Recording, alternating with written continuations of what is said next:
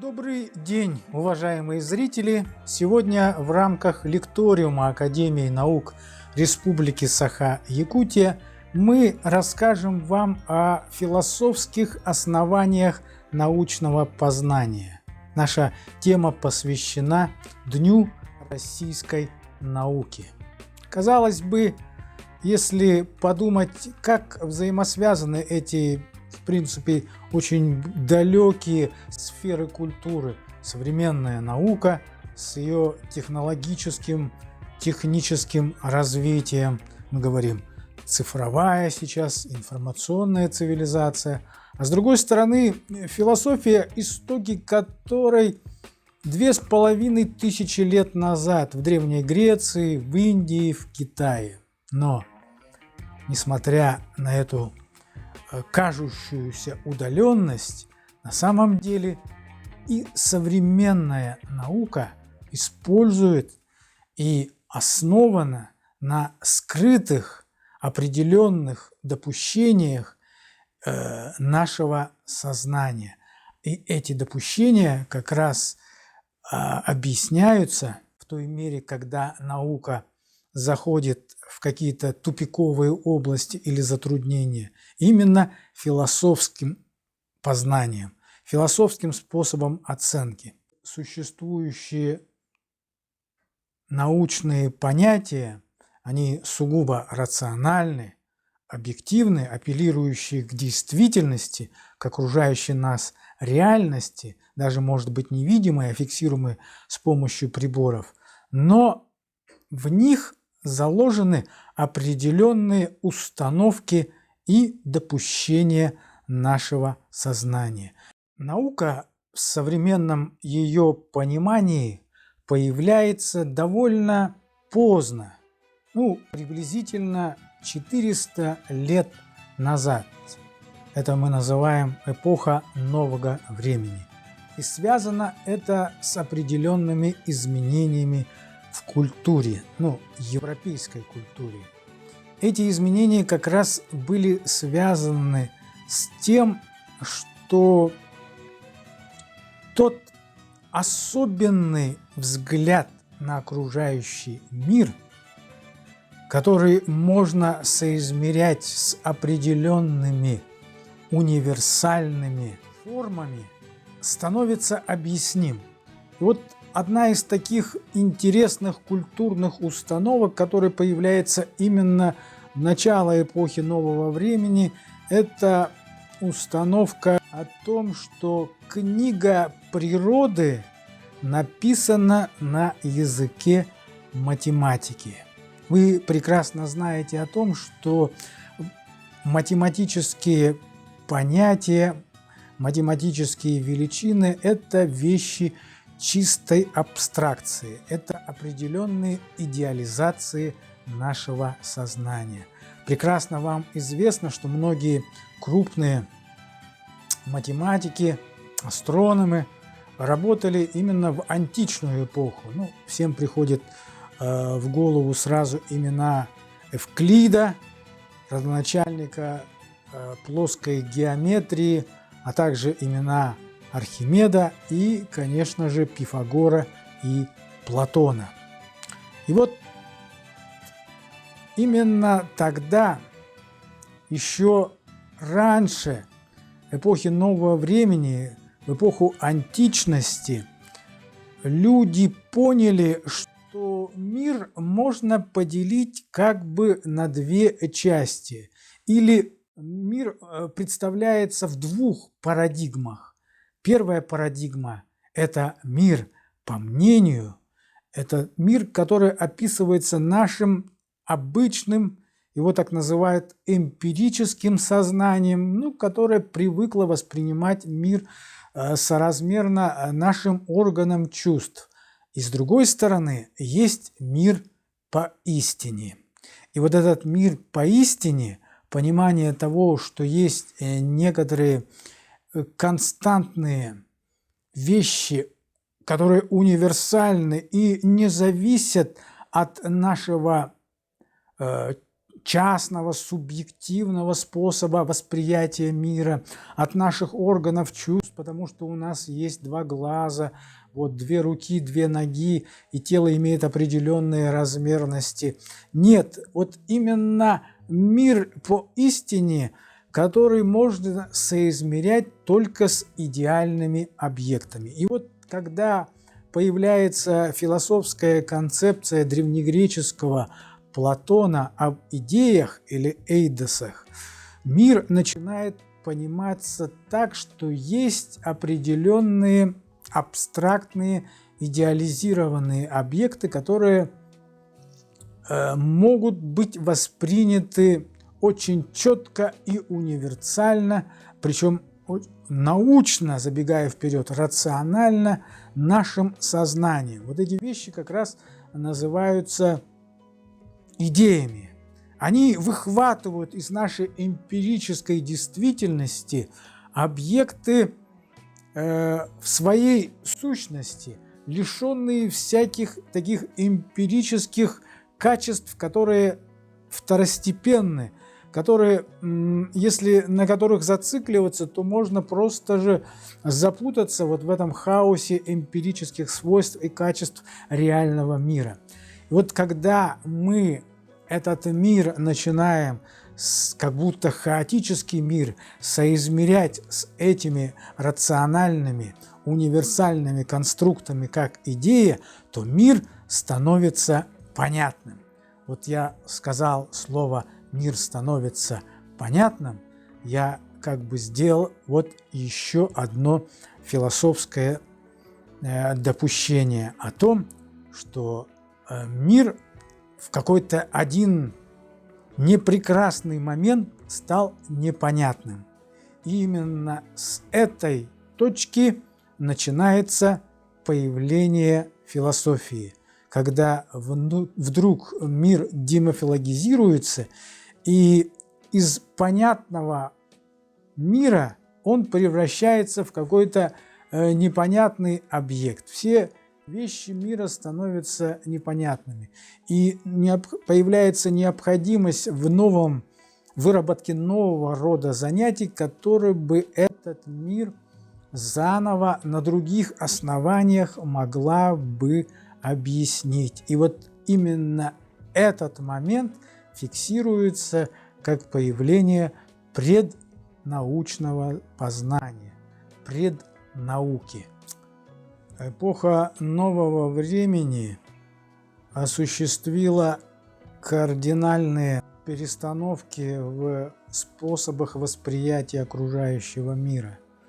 Это декартовская установка, названная субъективным идеализмом, но простыми словами следует сказать о том, что Декарт говорил, когда обосновывал научный, рациональный способ познания мира, он апеллировал к тому, что во всем можно сомневаться. Единственное, в чем нельзя сомневаться в самом сомнении. И вот этот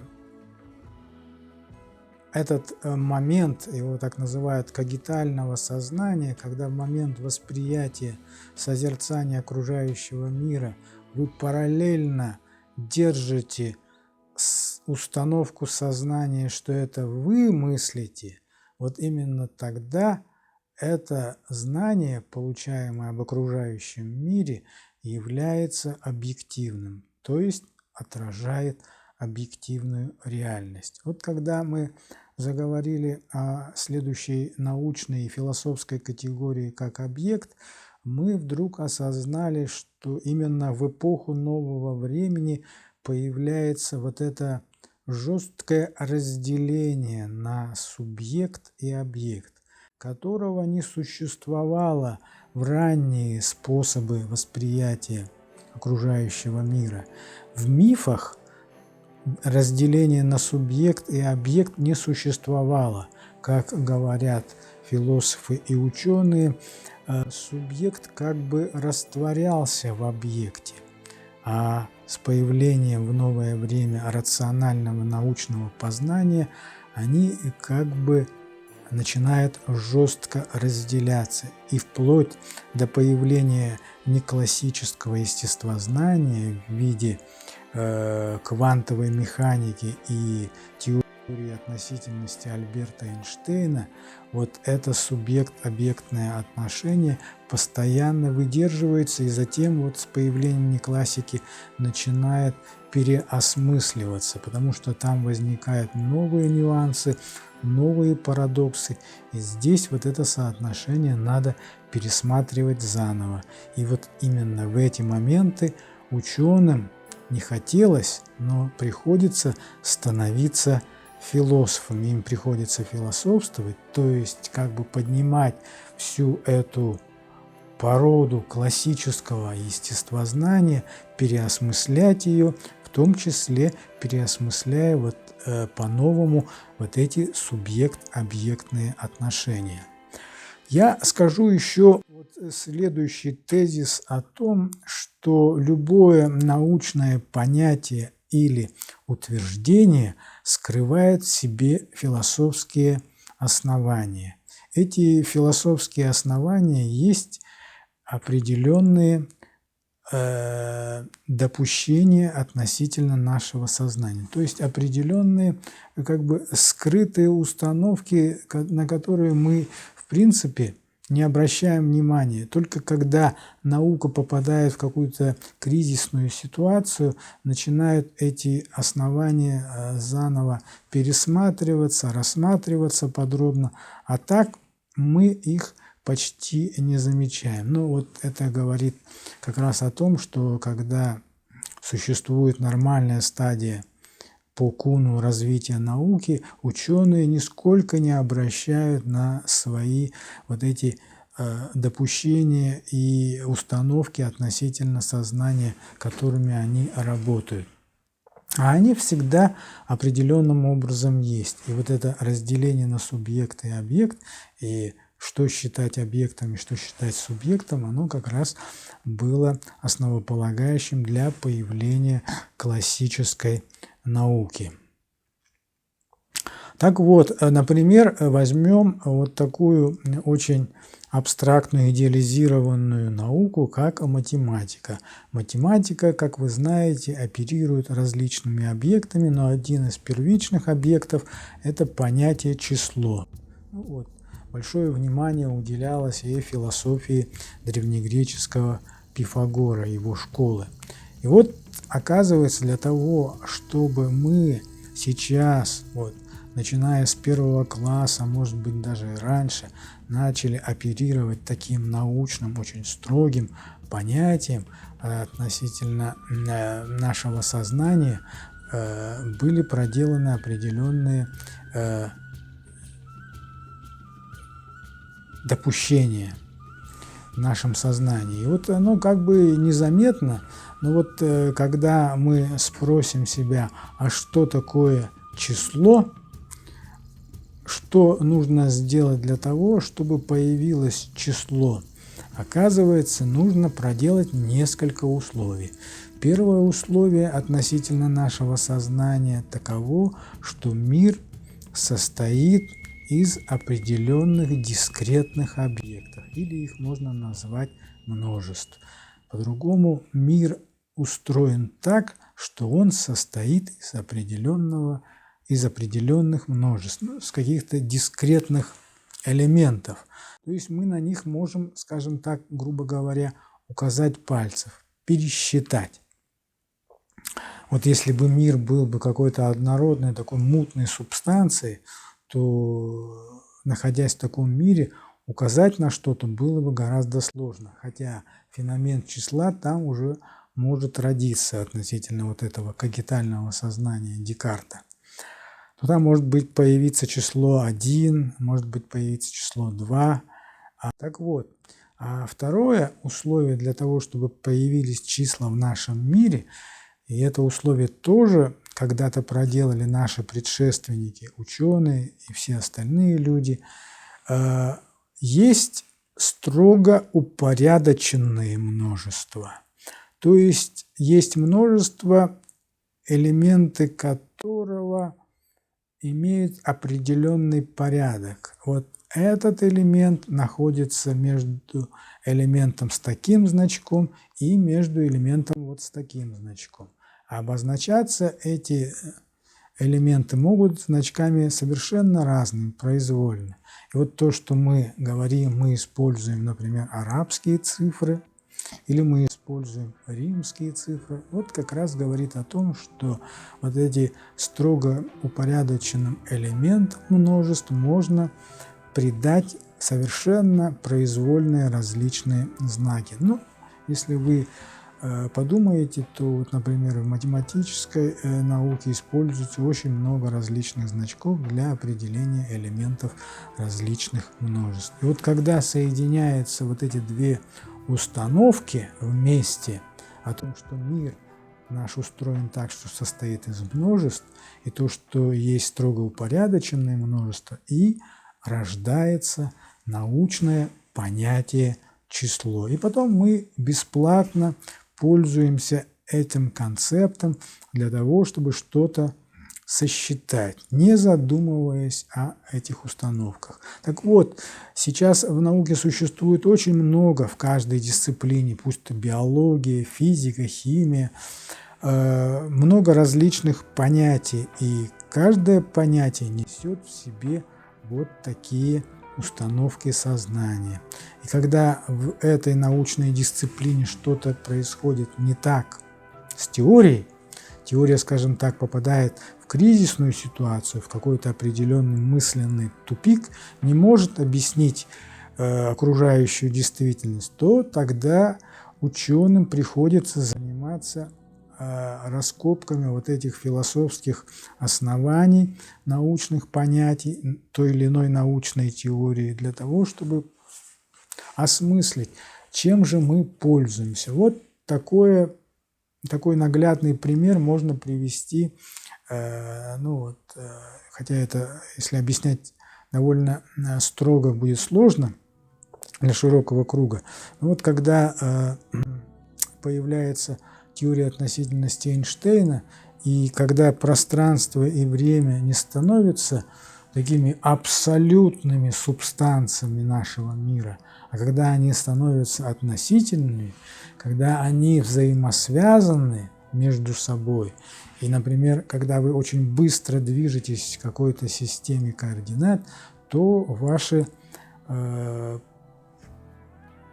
пространственные размеры, соответственно, могут изменяться. Вот этот парадокс был как бы непонятен с точки зрения предыдущей картины классического естествознания, то теперь надо вот как раз все это было переосмыслять, в том числе и переосмыслять вот эти два научных понятия, как пространство и время.